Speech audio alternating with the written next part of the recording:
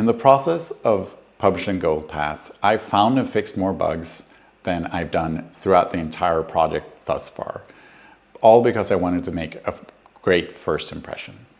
With that in mind, in this video, I'm going to go through 6 different strategies that you can use with either as a lone developer or with a team to reduce the amount of problems you have in your software before launch.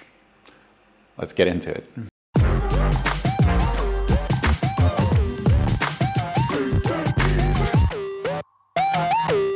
Let's start with the most obvious thing, because this is basically what happened to me when I was publishing GoldPath. I was recording presentation videos showing off GoldPath. And as I was doing that, more and more bugs started bugging me, because all of a sudden, these bugs were being recorded on a screen for me to publish for everyone to share. So I sort of put on this presentation mindset. Now, you can get into the presentation mindset in many ways. One of them is to record a presentation video. This is easily done at your desk. You can do it. You don't need to ask for permission. Just pretend that you're going to present this or create an introduction video. The upside is that you will create a video helping document the feature and helping people to understand the feature so you can show it off. Another way is to have a demo and prepare the demo in advance. So you do a dry run of the demo thinking, is this what I want to show my coworkers? Is this what I want to show my clients? Is everything as spit and span as it should be before I show it to a potential customer? The second thing that you could do is to dog food your own product. Now, I do this with GoldPath. I use GoldPath to plan and execute GoldPath development in itself, but I also use it with my development team at Ordering Impact. And they give me great and valuable feedback. And it really helps to see someone else working in the product. And because my goal is to make GoldPath a product that's primarily focused on developer efficiency, having my developers working on it and giving me feedback on what's working and what's not working is a great way for me to make sure that other developers, not just me, actually enjoy working in the software. So both of these tips, they show you how to work with UX and like front-end issues or behaviors, and they help you find things that are not aligning with the goal or how the software is working. Because you fix all these minor nuisances as you're working with your own software or as you're preparing for a presentation. Maybe there's a margin that isn't correct, or things aren't scrolling the way you will want them to, but that's not really showing up when you're working in everyday development. However, there are other strategies that work better perhaps from a back-end perspective. So for the last 4 tips, let's go into a more general software quality mindset that works for all kinds of software development. I'm a big proponent of continuous integration and continuous delivery. The mindset that I have around continuous integration, continuous delivery is no human should work on software that has problems that a computer can find before you start working on it. That's why I think the continuous integration pipeline is so important. It should verify that your code is compiling, that you're following static code analysis rules, and that all units tests are passing. And after that, it should set up a development environment that you can actually try this out. This means that your development environment will never contain something that your code analysis or compiling or your unit tests could find before any human actually starts working in the development environment and starts testing. And regardless if you have people on your team who are dedicated testers or if your developers are testing, you still shouldn't waste time on something that obviously isn't working because your test found an issue, and then you don't have to waste time working on that with human hours or human minutes or human time.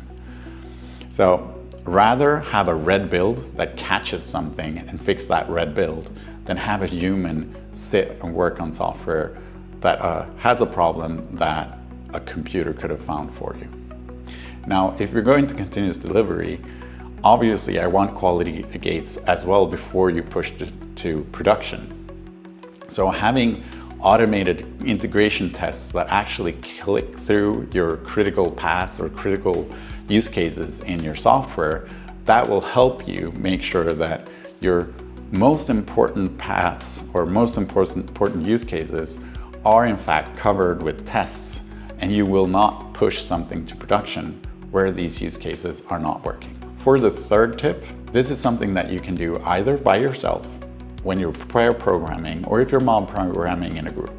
It reminds me of the 6 or 7 thinking hats. That is a way of, you put on different hats when you're discussing a solution or you're working with a problem.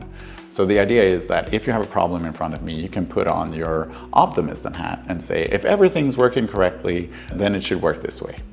But then after going through this optimistic hat where you brainstorm ideas and solve problems, you can put on a criticism hat where you try to figure out, okay, if anything would go wrong, what would go wrong? And what can we do to make sure that it won't happen? Maybe you identify that you're working with a distributed system, and as you're transferring data, you might lose network connectivity. Make sure that you thought of that in the code before you say you're done with it. So write a list of all the different fears, if you will, or things that can go wrong with your current software. Write a strategy for how you're going to work and cope with those problems, and make sure that those are either implemented or documented, at least in case of it being something that the user needs to be aware of, a user manual, or maybe a project leader or something needs to know this as they're working with the software. This third tip is something that you can do either as a lone developer in a group or as when you're pair programming. And it reminds me a little bit of the 6 thinking hats strategy, where you work with brainstorming and you take on different hats. Before you start working on something, put on your critique hat and think, what could possibly go wrong with the way that I'm going to solve this problem? What would happen if we lose internet connection? What would happen if we run out of memory? What would happen if the data is corrupt? Just think of all the different scenarios that it could go wrong. Maybe someone double clicks, triple clicks, and all of a sudden you have executed 3 calls to the server instead of 1. If you try to write down a list of everything that could go wrong, then next to it you can write down how you're going to solve that problem and make sure that it actually doesn't happen, or what you're going to do if it actually happens. Just having this strategy mapped out for you before you start working already raises the bar on the quality of code that you're going to work with, because you are automatically thinking about all the different use cases or the edge cases that could cause problems for your users or cause problems for the data that you're working with.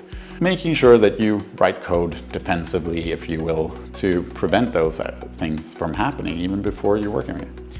Even better, you might even find that the interfaces that you're coding need to be changed in order to signal problems back to the calling components in a correct way, because you don't want to put error handling in the wrong place. You still want to have a good structure of your code so that the right component does the right thing. So it's a single responsibility principle that's applied.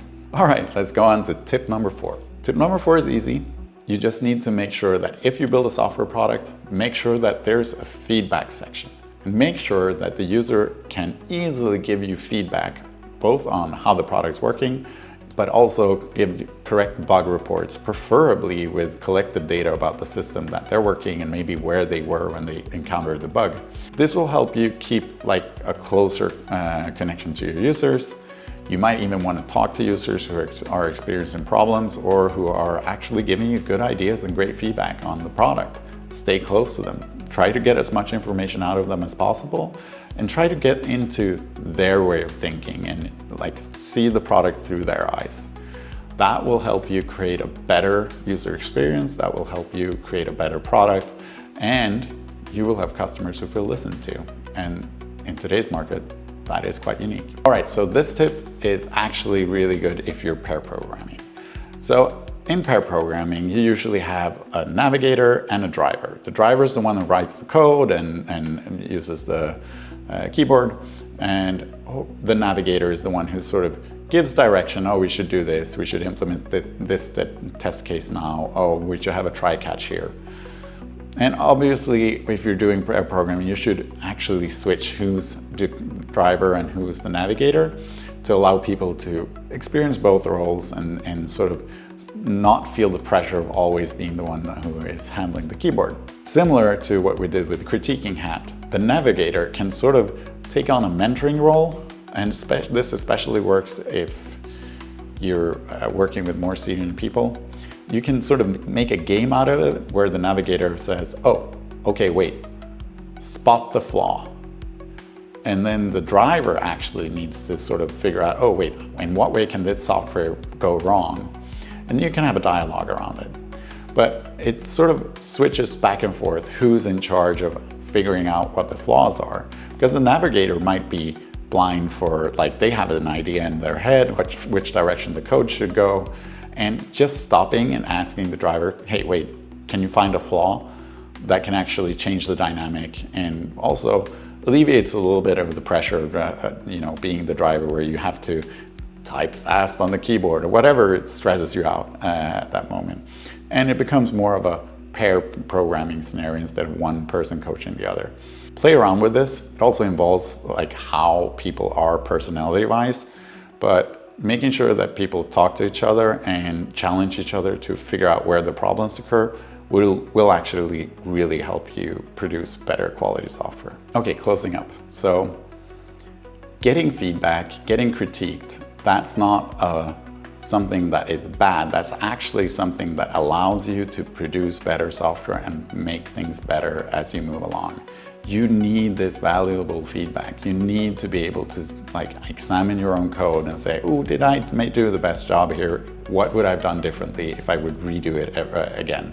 Or how can I break my own code? Thinking about these things and being critical about your own work will actually make you a better developer. It will make your product better, and it will make you more valuable in the workforce. So these are just some tips that you can work with to improve quality in your product. If you have any other ideas or suggestions, please leave them in the comment below, and let's all focus on writing better software going forward. All right.